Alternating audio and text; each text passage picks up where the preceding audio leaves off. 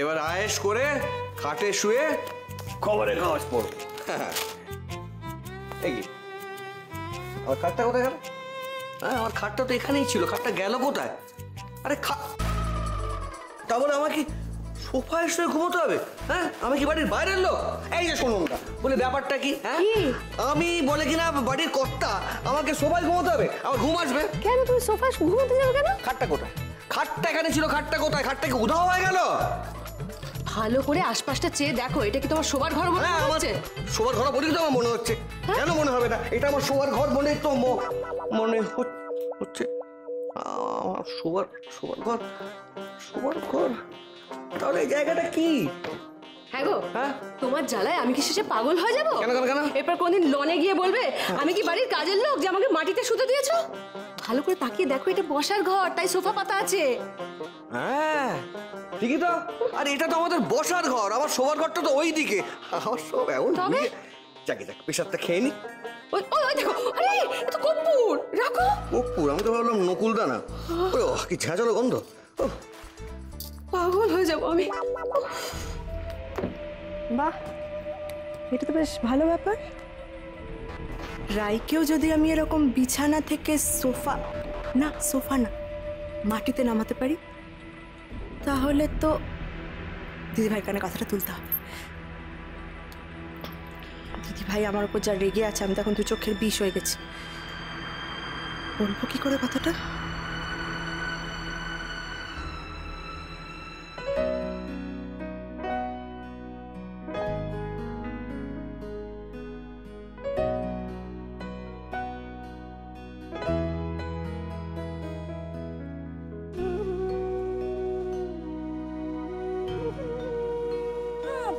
কি তোমরা জল নিয়ে এসছো কেন? এই ঘরে কি করবে জল দিয়ে? রাখো। আরে বলছি আগে তুমি বসো তো। বসবো? হ্যাঁ, তুমি বসো তো। আরে বাবা, বসে কি করব সেটা তো বলো। তোমাকে কিচ্ছু করতে হবে না, তুমি শুধু চুপটি করে বসে থাকো। যা করার আমরা করব। কি করবে বলো? তোমার পা ধুয়ে আলতা পরিয়ে দেব, যেমন তুমি মাকে পরিয়ে দিয়েছিলে। দাদা ভাই, আমি পাটা ধুয়ে দিই। না একদম না, এমনটা করে না শোনা। না বলো না, আলতাটা পরাবই। আর আমার ভাই তোমরা আলতা পরাবে কেন? তাছাড়া আমার সব লাগবে না। মায়ের পায়ে আলতা পরলে খুব সুন্দর লাগে। তুমিও তো আমাদের মা, আয়া মা। তুমি আলতা পরলে তোমাকেও সুন্দর লাগবে, একবার পরে তো দেখো। না গুবলাই, আমি আলতা পরবো না। না আয়ামা, তোমাকে পরতেই হবে। প্লিজ আয়ামা, পরো না, আমাদের খুব ইচ্ছে। এমনটা করে না বাবা, এমন করতে আছে বলো? প্লিজ আয়ামা, পরো না, আলতা পরো না। আচ্ছা বেশ, তোমাদের দুজনের যখন এত ইচ্ছে, তখন আমি আলতা পরবো।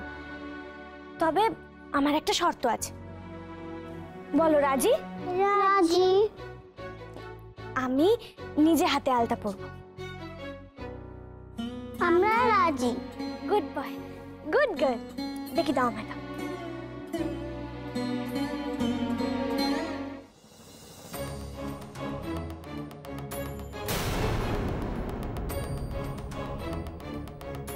দিদিভাই কি করছো? তোমার এগুলো তো রাইয়ের জামা কাপড়, ফেলে দিচ্ছ কেন? রাই বুঝি আর এই ঘরে থাকবে না? থাকবে না, এই বাড়িতেও থাকবে না, কিছুতেই থাকবে না। বলছি তাহলে রাই কোথায় থাকবে? ও কি তুলসী যেখানে থাকে সেখানে থাকবে? আরে বেচারিকে এই নরম বিছানা ছেড়ে মেঝেতে তোষক পেতে শুতে হবে। একদম তোষকে নয়, ও তোষকের উপর থাকবে না, তোষক ওর জন্য নয়। ওকে তো আমি রাস্তায় টেনে নিয়ে যাবো। ফুটপাতে থাকবে ও, সেটাই হবে ওর শাস্তি। ফুটপাতে থাকবে ও, ফুটপাতে। ম্যাডাম অমনটা করবেন না ম্যাডাম। আমি যেটা বলবো সেটাই হবে সেক্রেটারি, মনে থাকবে। আমি যেটা বলবো সেটাই হবে। হ্যাঁ, সেটাই হবে। ম্যাডাম আর কোথায় কি লুকিয়ে রেখেছো? আর কোথায় কি লুকিয়ে রেখেছো? বলো। এই বাড়ি থেকে বেরোলে না, তোমাকে সব কিছু নিয়ে বেরোতে হবে। কেন বলো তো? যাতে তুমি কিছু ফেলে গেছো সেই অজুহাতে আর এই বাড়িতে ফিরতে না পারো। হ্যাঁ, আমার রজতকে আমার কাছ থেকে কেড়ে নেবে না, ফিরতে পারবে না। এই বাড়িতে তুমি আর ফিরতে পারবে না, মনে থাকবে।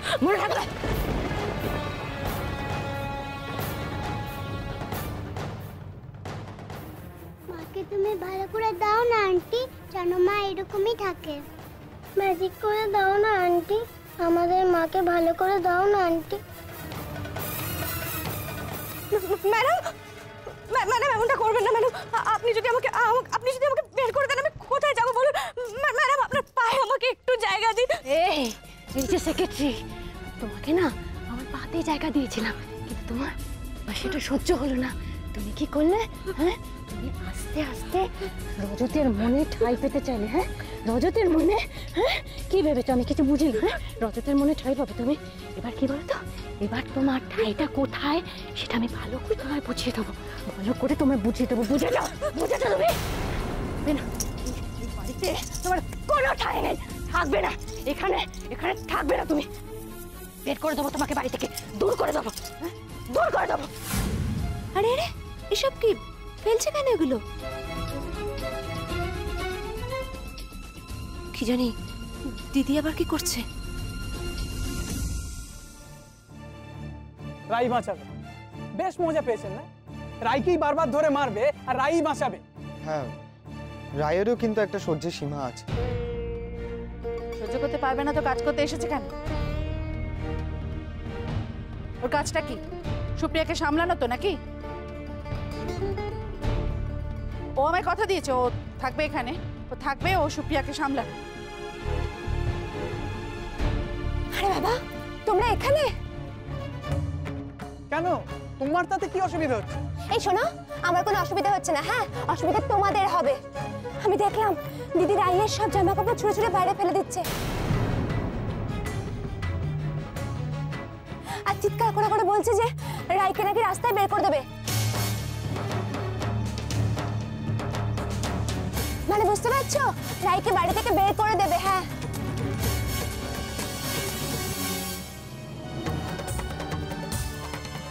রজত তুই আটকাও।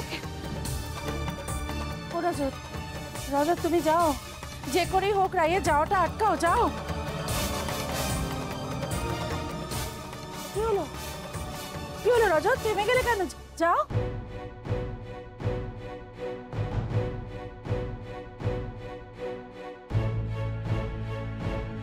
কি রে, দাঁড়িয়ে পড়লি কেন? পরিস্থিতিটা বোঝার চেষ্টা করো মা।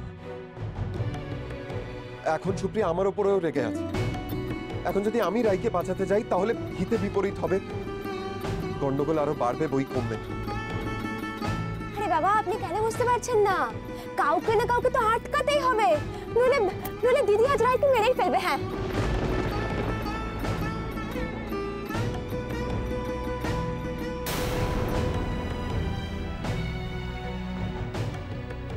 Doctor Sinha,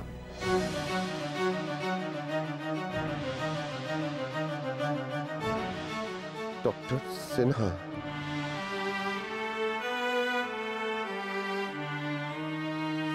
hello hello doctor Sinha, আমি রজতাবু বলছি। হ্যাঁ, বলছি যে আপনাকে একবার আমাদের বাড়ি আসতে হবে এক্ষুনি। সুপ্রিয়া আরো ভায়োলেন্ট হয়ে উঠছে, ওকে সামলানো যাচ্ছে না কিছুতে। হ্যাঁ প্লিজ প্লিজ, থ্যাংক ইউ।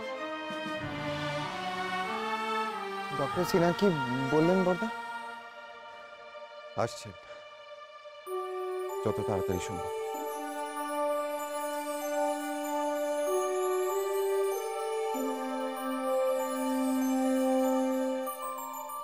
দিদি ভাই, তুমি রাইকে যে শাড়িগুলো দিয়েছো না, সেগুলো এই সুটকেসটায় আছে। সর্বনাশ, ওটার নিচেই তো রজত বাবুর দেওয়া শাড়িটা আছে। ম্যাডাম শাড়িগুলো ফেলতে গিয়ে যদি ওই শাড়িটা দেখে ফেলেন। আমি যদি সুপ্রিয়াকে ঠিক বুঝে থাকি তাহলে বলবো যে রায়ের হাতে সবটা নেই, তাই আমাদের এখন অন্য কোনো পথের কথা ভাবতে হবে। কি পথ ডাক্তারবাবু? সুপ্রিয়াকে শান্ত করতে হলে ওকে অ্যাসাইলামে পাঠানোর ব্যবস্থা করতে হবে।